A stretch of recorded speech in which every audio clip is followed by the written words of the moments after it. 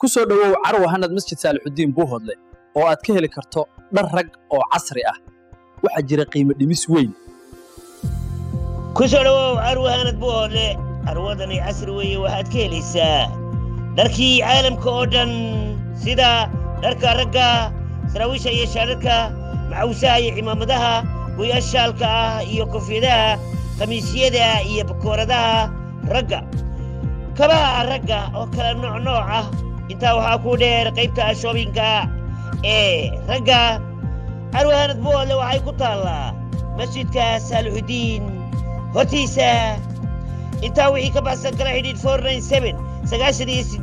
98 iyo 5 assalaamu calaykum waxaan idinku soo dhawaynaynaa Carwo Hanad oo ku taalla masjid Saalixudiin Buuhoodle